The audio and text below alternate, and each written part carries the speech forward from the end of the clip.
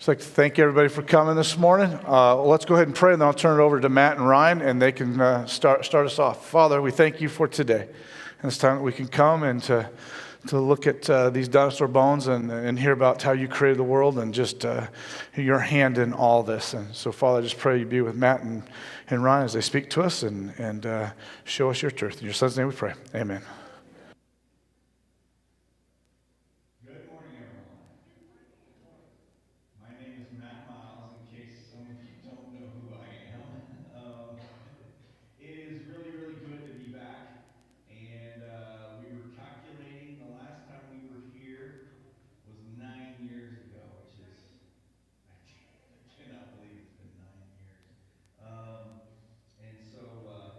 It is really, really good to be back. And so this morning, for Sunday school time, when Heath was discussing what to have us do, and so on our way up yesterday, finalizing a couple things with Ryan and I said, you know what? Sunday morning, let's do a Q&A time, a question and answer time, for multiple reasons, okay? One, I want to know questions you guys have about whether it's dinosaurs. Dinosaurs is obvious since they're sitting on stage. Maybe there will be other questions within creation or human evolution, the idea of human evolution, those kinds of things are questions that we deal with all the time. Okay? So if you've got questions, start thinking about them. Maybe a question about somebody on stage. Okay? Whatever the case may be. In the process of you thinking about questions, I want to take the opportunity to introduce myself and for Ryan to introduce him and who we are at Creation Truth Foundation. We are a biblical worldview training ministry, okay? And all that means is you'll find out more during the message this morning what worldview is, because you have one whether you realize it or not. You use it on a daily basis, okay? So where our ministry comes in is we travel and we preach and teach the first 11 chapters predominantly of Genesis, the first book in the Bible. Because we very much believe that, listen, if we get Genesis wrong, what else will we get wrong in the rest of Scripture? So our theme, if you will, for our ministry is this. Our main mission is that we travel predominantly into churches because we want and see and identify that disciples of the Lord, all of us that are walking with Him, we have sometimes our worldview has a problem with what Genesis says because we get taught all kinds of things growing up as well as adults about how we should see creation, how the flood comes into play to things, all the above, whether it's Babel, all of those things in the first portion of history in Genesis is really, really important. And so our main focus is training disciples to trust the history in this book, all of it. Not just the parts we think we agree with, okay? Because if we can't trust what the Bible says about its history, then what makes us think we can trust it about things we can't see yet, our eternal promises that it talks about? So that's our focus. That's our mission. If you will, turn with me to John, please, this morning as we begin. Many of you, I'm sure, recall what's happening in John chapter 3. In John chapter 3, we have a brilliant man who would have known Genesis and the law forwards and backwards. Knew what the Lord was going to be doing with sending a Messiah. But he was struggling. So he has all these questions, and he comes to Jesus one evening and begins asking questions of him. His name is Nicodemus. And so he has all these questions, and Jesus begins answering him. And most of us have have John 3:16 memorized, probably. It's one we memorize early on in life. But right prior to him sharing John 3:16, Jesus has a very, very important verse that I know personally in my own walk, I really just never noticed how important of a verse it was. And that's verse 12. He puts a challenge forth to this man of God, this leader in the church. And he says this in verse 12. He says, I have spoken to you of earthly things. Give me an example of an earthly thing this morning. Anybody? What's that? Gravity. Good. What else? Dinosaurs. Very good. Good. Anybody else? Chairs. They're nice, aren't they? It's nice to have nice, cushy ones. Okay. Yes. What? Water. It's good earthly stuff, right? Even if we are finding it other places, we think it's still an earthly thing. Good. See, earthly stuff. Earthly stuff is the stuff we can see, stuff we can check, stuff we can do science on. Science, look at me, focus, observe, test, repeat, falsify, or verify. Science. Okay? Earthly stuff. So what is Jesus saying here? He says, I have spoken to you of earthly things, and you do not believe, he says. I have shared stuff that you should know about, and you don't believe me. Then he puts forth the challenge. How then will you believe if I speak of heavenly things? Nicodemus, if you can't trust me about things you can go see and check right now. That you're sitting with the I am at that moment. If you can't trust me in things you can see and check, what makes you think you can trust me with things you can't see yet? Your eternal destiny. So that's the verse that birthed our ministry. Dr. G. Thomas Sharp birthed our ministry over 32 years ago now. Doc is doing mediocre. Let me share that with you this morning. Some of you remember when he came way back in like 2004, I think, if I have my dates right. We had Dr. Sharp and we were down in the gym. He's doing okay. He's getting ready to make some decisions about some heart surgery. And regretfully, his mind is beginning to fog. And if you had ever had the opportunity to meet and hang out with Dr. Sharp, a very gifted mind, way beyond mine. So to see him struggle in short-term memory things is becoming, it's difficult for all of us. So keep Dr. Sharp in your prayers, please. So 4 years ago, he handed me the presidency of Creation Truth Foundation to keep going. Very intimidating at the time. Still is, to be quite honest. But our goal is to take this verse and this passage. And for those in the church, see, a lot of people will say, well, but Matt, you're a missionary. Yes, we are missionaries. We're missionaries to the church, which is really sad for me to have to say. But every year, there are churches that do not want to have us in. There will be somebody that comes to one of our teachings and preachings and gets excited about the truth that we're sharing about this book. And they will take things and they will go back to their home church, wherever it is, neighboring town, neighboring wherever. And then we will never hear anything from them again.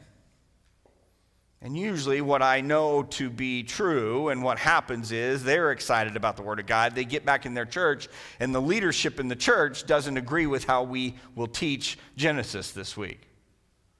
That it actually happened in history. Like the first chapter is the first week of history. And we don't have to question about it. We don't have to wonder about it. I don't care what you've heard or seen. We don't have to wonder about it. These great creatures behind me. See, before 2001, to share a little about me before I have Ryan share about himself, before 2001, in my life as a student ministry pastor in local churches, when somebody would come to me and ask me a question about dinosaurs, I would give very lame answers now that I know what I know. Regretfully.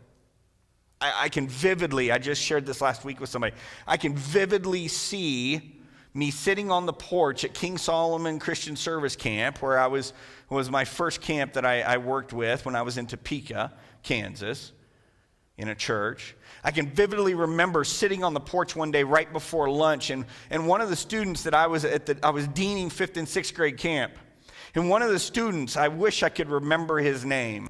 I can still see him. Came up to me, and for whatever reason, he brings up to me that day on the porch, Matt, what happened to the dinosaurs? I said, I think they all died in the flood. That was my position. Without studying, without bothering to even study this, that was my position. Almost to the point of, really doesn't matter, does it? It's kind of the position I held at one time. And in January of 2001, the Lord changed my life and my worldview, not only about these creatures behind me. When I walked into the chapel at Ozark Christian College at National Youth Leaders Convention, and Dr. Sharp comes out on stage in front of these guys and shares a biblical understanding of them. I sat on about the third row going, what? What? I was like, are you kidding me? There's biblical evidence to them? And I was immediately ticked. Oh, I was mad. Excited that I had a biblical understanding of them for the first time in my life, but I was mad. I have grown up in the church.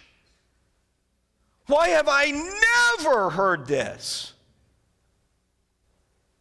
I called Teresa that night, my wife, from the convention. Hey, honey, pull out your Old Testament notes from college. Mine were worthless, so I just had her get hers.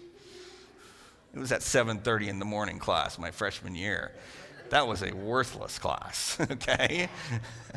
Oh, I so wish I could have focused better at 7:30. She said, well, honey, we didn't really cover dinosaurs. We covered all this other stuff that you're studying with Dr. Sharp. I'm like, wow, I don't know how I missed it. So for me, that was a start of something. So that relationship and that understanding of how vital Genesis is to how we see the gospel, I will share in my message this morning.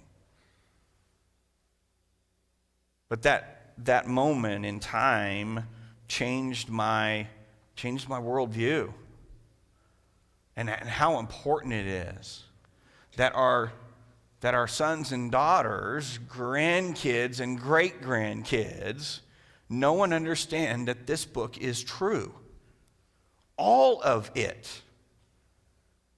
It is not just a group of stories, as if their stories are any different than any other story we've ever heard in our life.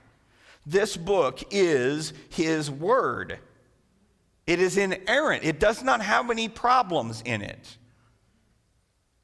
It is absolute truth, just so you understand where I'm coming from this week. It is absolute truth. There is nothing else like it. No other book on the entire planet. Just so you know where we're coming from. I want to introduce to you, as Dr. Sharp was getting ready to retire and pass me the presidency of Creation Truth Foundation, I began seeking the Lord because if you recall from when Doc was here several years ago, one of his passions and one of his focus of study was the impact of evolution on our country. So not just in the biological classroom or whatever the case may be, science-wise, but how has it impacted our families in America? How has it impacted us when we think about our history in America? Whether we are a Christian nation or not, if you will. Well, when Doc's got ready to pass me the mantle, that is not an area of study that I have great knowledge in. Love and understand our American history and its founding, but do not have the understanding that Dr. Sharp had. And so I began praying that the Lord would bring someone to our ministry to join me. One, I wasn't going to be able to handle it by myself. And two, that maybe has a focus specifically in that area that can continue that teaching and preaching. And so the summer of 17, I'm sitting at a camp that I'd been working at for several years, teaching middle school and high schoolers the importance of Genesis over in Illinois. And a young man by the name of Ryan Cox and his wife Amanda approached my wife and I, my wife who never goes to camp. Teresa never goes to camp. There's too many bugs, too much sweating. She went to camp with me that summer.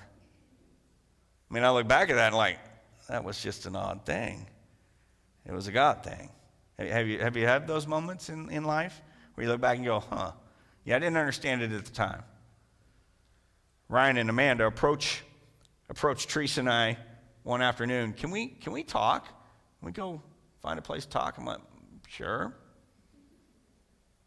And he expressed this to me that him and Amanda have felt like they're supposed to not be in the local church, but they have no idea what they're supposed to be doing next. And I simply looked at Teresa and we both just smiled like, are you kidding me? The rest is history. He joined us 6 months later. Ryan Cox.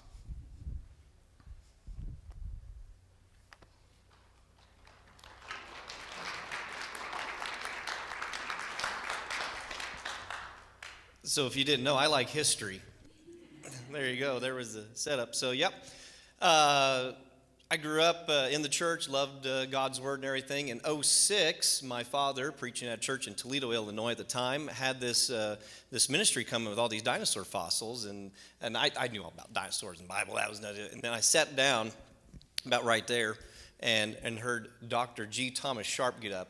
And I thought I'd heard about dinosaurs. And I was like, man, that was phenomenal. That was so good. These guys have the coolest job ever. You know, they travel the country with dinosaurs and everything, but they're from Oklahoma.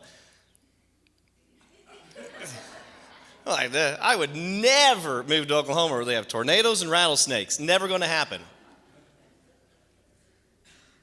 I live in Norman, Oklahoma, and I love it. I love it. I absolutely love it. And I've experienced both of them quite often. Yeah, it's great. In Oklahoma, there are two seasons, OU football season and tornado season. I'm not sure which one they get more excited about. It's pretty. So my background, growing up in the church, my dad's a minister, and I started preaching when I was 8 years old. And so it's been a blessing to get to have that background, that experience. But then I did not go into ministry. I went into teaching and education, and my degree is in history. Love history. I had a great history teacher and just had a passion for it. My folks and we would go on vacation to all the historical sites and everything, so they kind of put that into me as well. But then went into full-time ministry in 2013, and then our church that we were part of, had been a part of for many years, had a big missions emphasis, big mission emphasis. We supported at one time 22 different missionaries. And just loved missions and preaching, had a passion for missions, and ended up, I was the fourth preacher in a row from that church to go to one of the missions we support. and they're supporters of Creation Truth Foundation, so had that opportunity to join them. And been blessed. As I said, Matt now has been president this month. I completed 4 years, and he just completed 4 years as president, and so he's up for re-election, and so far running unopposed. But if you know anybody, please let us know. Anyway, love dinosaurs too. Love dinosaurs. So we're going to be covering lots of different things about dinosaurs this week. So what are we going to do this week, Matt?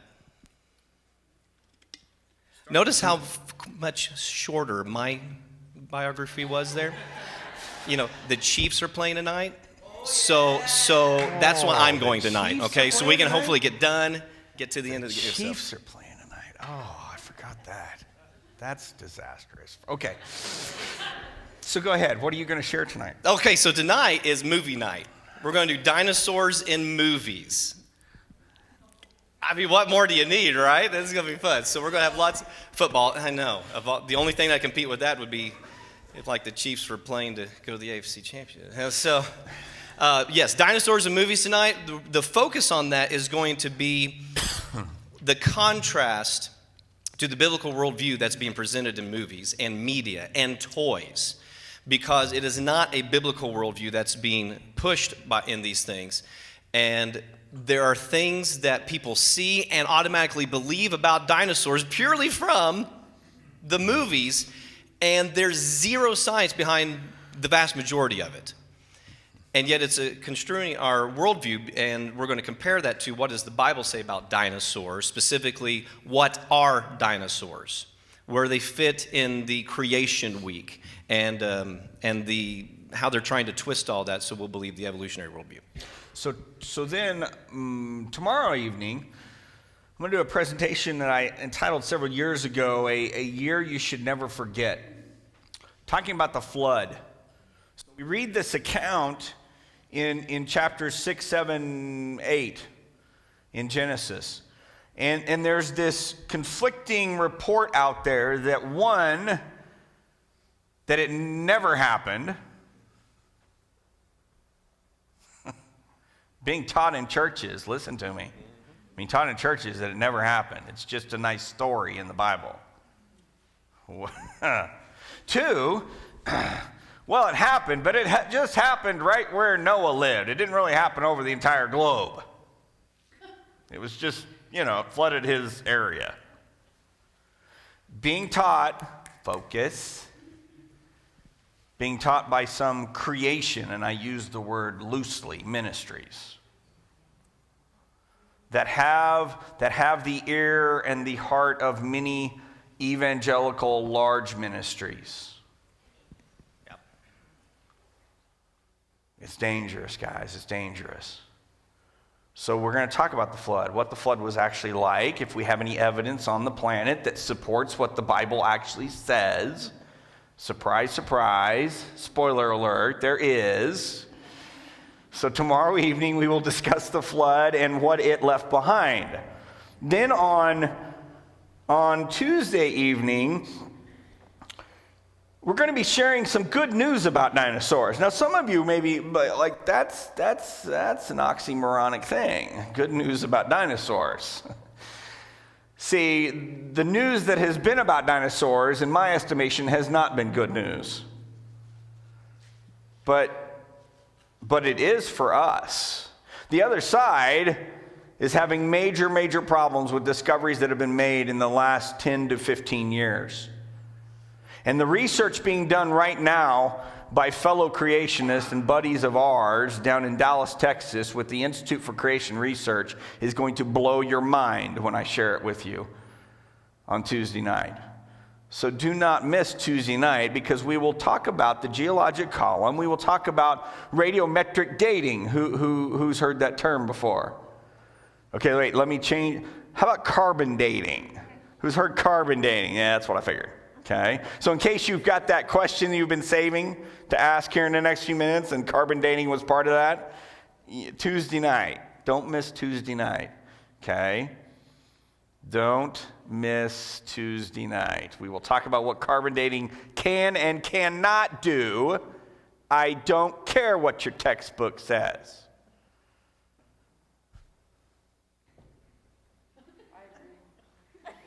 Okay. So, And then Ryan will finish us up on Wednesday evening with dinosaurs in history. See, I like the history thing, So that is me standing by the largest dinosaur to date, although there was another one just a couple weeks ago. The Patago Titan in the Chicago Field Museum, and is an impressive creature to behold, to get to stand beside, to get that kind of scope and understanding of the immensity of how big the sauropod dinosaurs could get. But seeing them in a museum is a little different than seeing them in person. What is the historic record of people living with dinosaurs? Because that's part of the biblical worldview. Is there anything to support that idea? Or is there volumes and volumes of historic records that support that idea? That's what we're going to cover Wednesday night. So it's fun. And then we're going to find out what happened to them. So, where did the dinosaurs go? Right. We're going to have to answer that one. Right. To the best of our understanding. Yep. Yes. If you've heard otherwise, that we know what happened to come Wednesday night. Okay? So, it's entertaining. For the remainder of our time, I'm hoping you have some questions. Questions. Come on. Please don't think you have a dumb question. There are no dumb questions. Okay? Dumb answers. Questions. Question. Are we sure that dinosaurs had, like, a lizard-type skin? Oh. Did they have fur or feathers? Scaly skin or guess feathers. what we're covering tonight? Oh. We're going to show you all kinds of pictures tonight of what their skin was actually like, because that's an amazing thing that Matt's going to cover is the things that are preserved in the fossil record that shouldn't really be there unless there was an incredible set of circumstances that generated the fossil record, because the whole fossilization process is not something we see take place very often today. And yet we have trillions of fossils covering the whole planet. So, And not just of dinosaurs. yeah, they're a minute part of it. But Yes. What was preserved with them, I'm going to show you pictures tonight. So Tonight, yes. Yeah. It's good. Someone else? Question?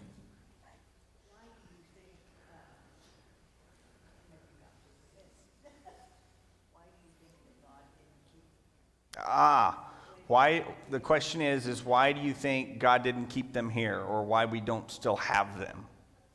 Really, really good question. I usually will answer that question by asking, are they the only things we don't have any longer? Give me something you know has been extinct besides a dinosaur. Dodo bird. Good. Anybody else? Saber cat. Where's he at? He's over there. Yep, we don't have those any longer either. See, there are certain things, we in our worldview, a lot of times we'll get this idea that all of these animals went extinct and that's like the only thing that we don't have any longer. And I think that's the way it's taught, is to try to make our worldview that way. We've lost lots of other things to our understanding. But at the same time, we're also still discovering things we didn't even know existed out there. Okay? So my short answer to that is one, to me, there's no guarantee we know for sure that we don't have any of them any longer anywhere. Now, I have many colleagues in creation science that think I'm out there on a very small limb, and I may be, and that's fine. Okay, but we lose things. Why? Why do things go extinct? What are reasons why they go extinct? Food supply. So in their environment or their habitat changes or is lost, and therefore without the ability to move, find that same environment, they will go extinct at some point. Why else? Things burn down. Yeah, sometimes. Sometimes their environment in the back. They drown sometimes. If a catastrophe comes along, and then they will get wiped out because of a catastrophe, whether it's drowning, something along those lines. Well,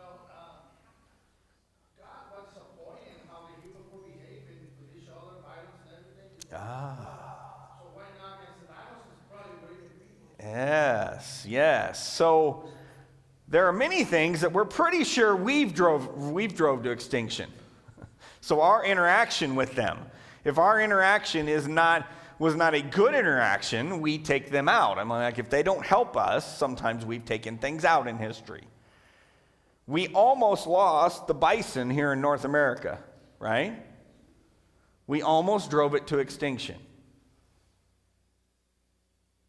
So I have to, because of my biblical worldview, and as you will see as we study the next several nights, we've lived with them. I don't care what Dinosaur Train says. We've lived with them. We've dealt with them. But maybe they weren't nice to us, and so we took them out. If he, Mr. Albertosaurus up there, as I say, I don't know how many times, if he's walking through your garden looking at your kids, what are you going to do to him? We're going to take him out. Those in Louisiana like to eat reptiles, right? So the Flintstones were not too far off, maybe. They were more truth in that cartoon than maybe we realize, okay? We'll talk about that this week. And there maybe there wasn't, but there's evidence coming out now that we'll show you over the next several nights that says that, you know what, some of them could have been domesticated, and there's some evidence to it in history. Okay, so things that you're not going to see on Discovery Channel or National Geographic. Okay, because their worldview is different. Okay, good question. Anybody else? Speaking of go ahead. Reptile-eating Louisianans, probably ought to introduce our other colleague. Yes. Bob, would you please stand up? Our other colleague that is with us, our vice president, that is Bob Dugas. He has been here. He was here 9 years ago with me, I think, way back. He just celebrated his 20th year in our ministry. Bob, we cannot do anything without that man right there. As much as he will never, ever, and will kill me later for having him even stand up in front of you, never get in front of anyone. He runs our office. He drives our big truck and trailer. He does everything in the ministry and knows as much or more than the rest of us that do preach and teach. He just has that, he just thinks nobody wants to look at him, so he never gets up. So if you've got questions, you can always ask Bob too. So he'll be around, handle some of our book table stuff and whatnot for us, and we so appreciate Bob and everything he's been doing for 20 years. He predates all of us in the ministry next to Dr. Sharp. So, question. The two dinosaurs at the end. Oh, the fish here, Zephactinus. This guy here, Zephactinus audax.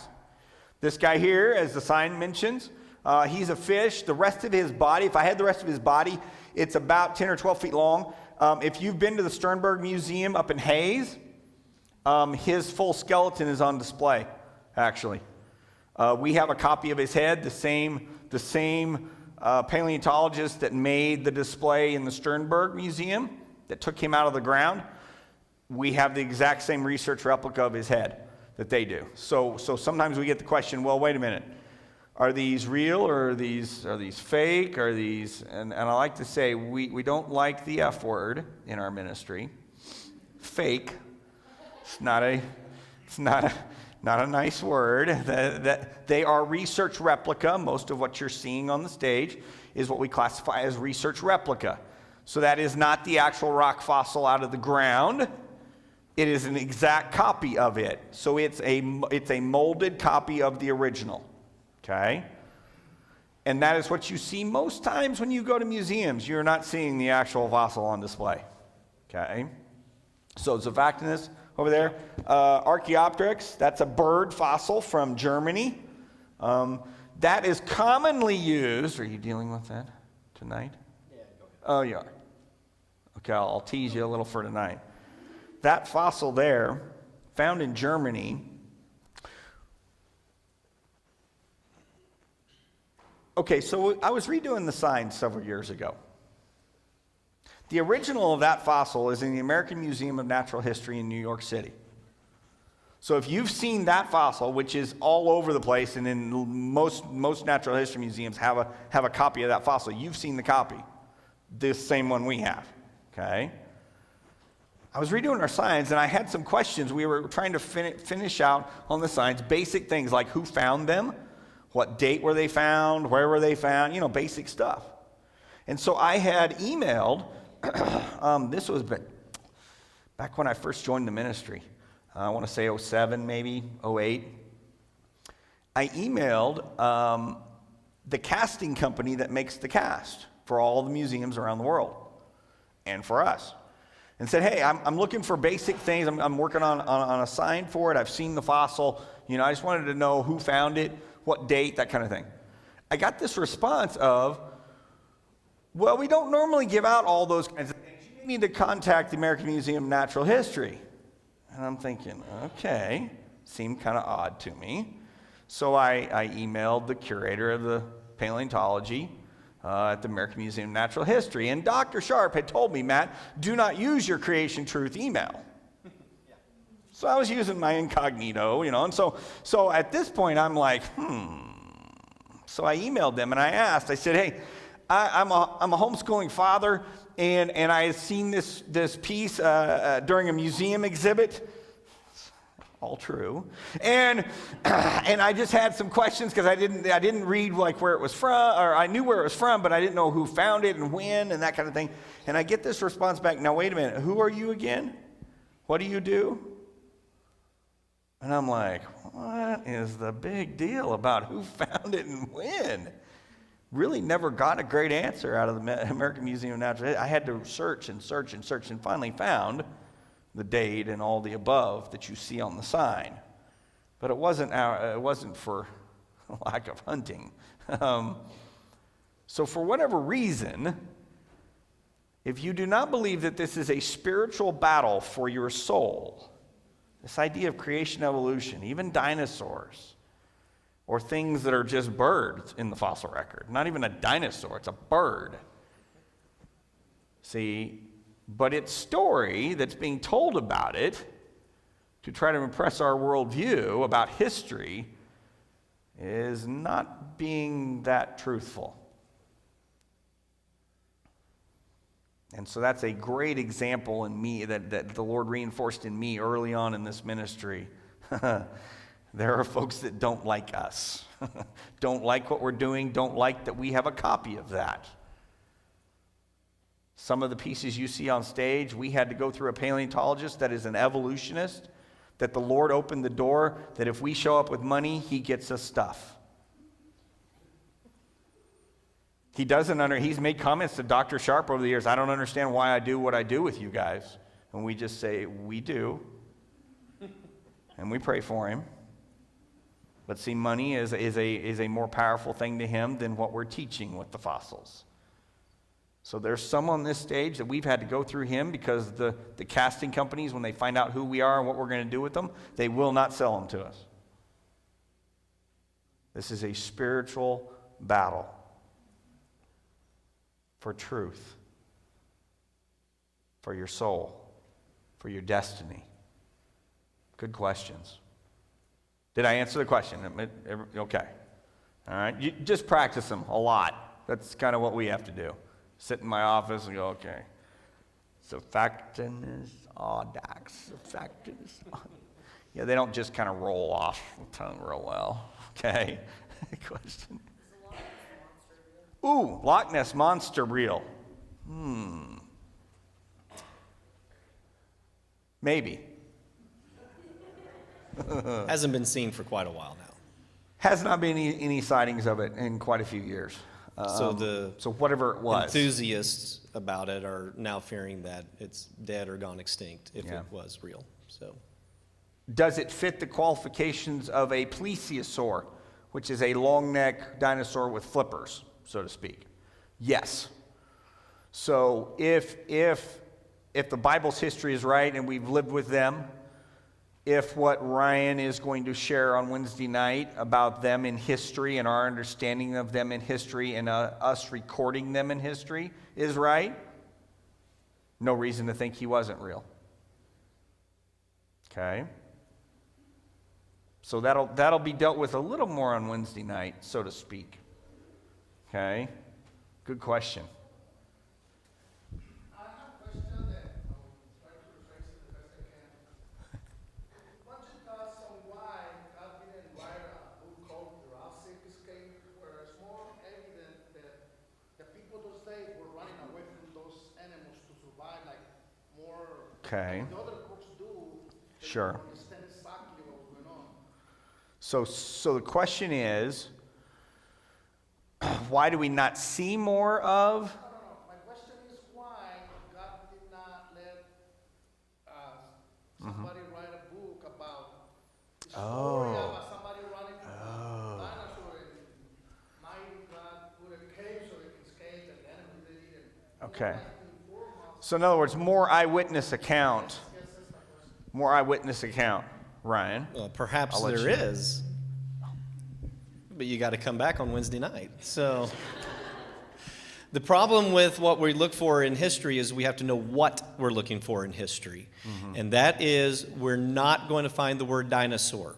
We're not going to find the word dinosaur because that word didn't come about to 1841.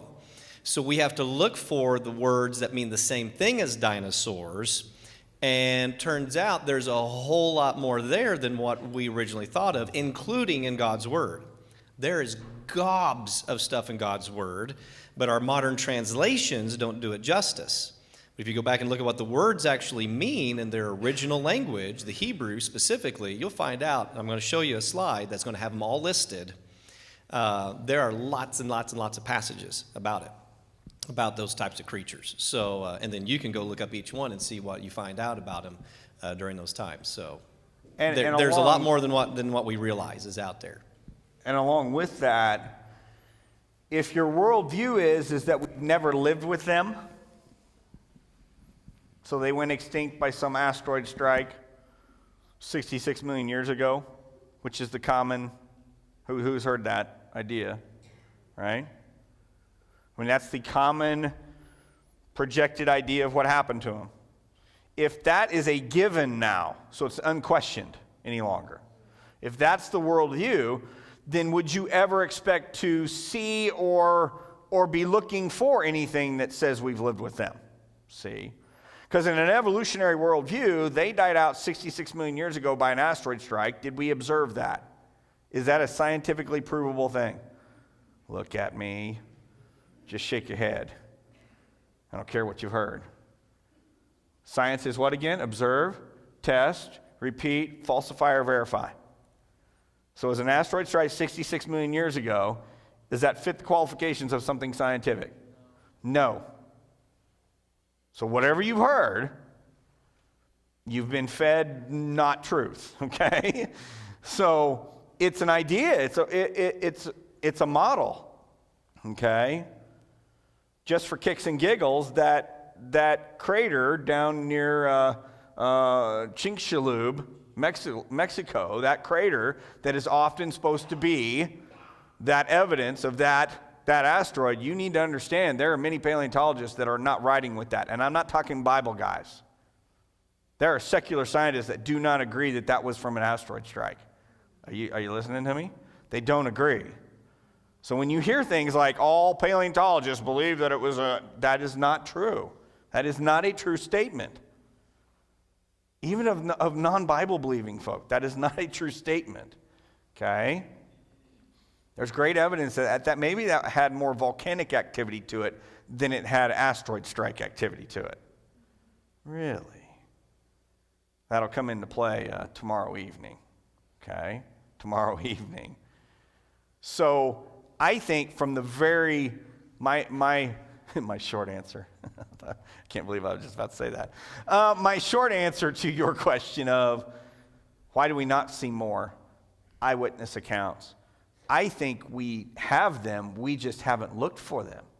We haven't had because of our worldview of how we've dealt with dinosaurs for so long,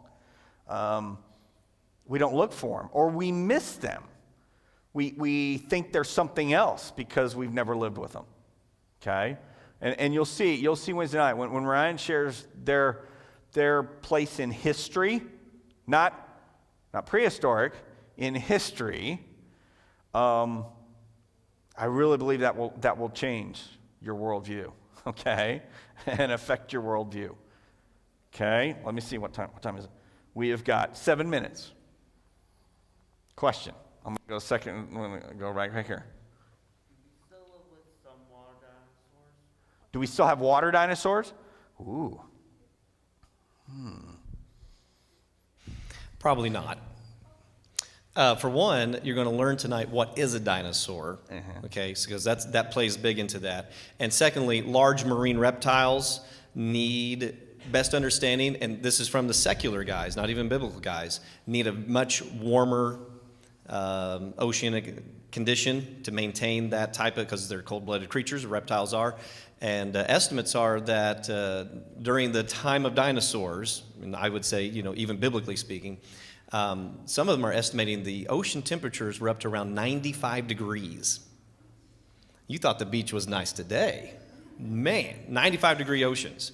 So that the marine reptiles can not only live in there, but flourish and grow to huge, huge sizes.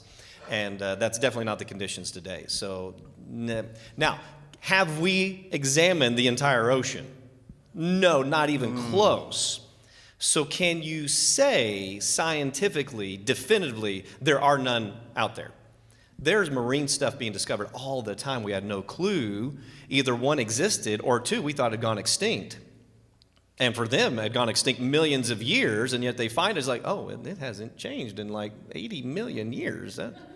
What are the odds of that? That's kind of bizarre. So that's the best honest answer we can give on that. To say that no, they're fully extinct, you can't quite say that 100% sure. A lot of water on the planet, if you haven't noticed. A lot of water. The Lord taught me that. Teresa and I were able to celebrate our 25th anniversary 5 years ago, and we took a cruise. Never thought I'd ever do that, but we did it. And at the first morning waking up and looking out the window and seeing nothing but water was very impactful to me, very quickly. And I did. I had all of those thoughts running through my head, and I'm like, okay, what is underneath of us? Like I have no idea where we are in the ocean, but I don't know how far down it is to Earth. But there's a lot of stuff in here. There's got to be a lot of stuff in here. And I was seeing just what I could see from my balcony, right? Understanding that's a very small portion of planet water. Okay. So yeah, I think we have to be careful when we state things very dogmatically, like, yeah, they don't exist anymore. Well, there's a lot of water. Okay, a lot of water. Okay, question. One more question. All right. Ooh.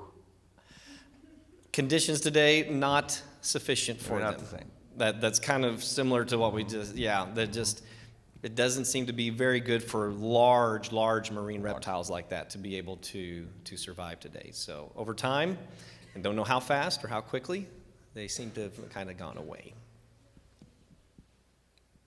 Okay.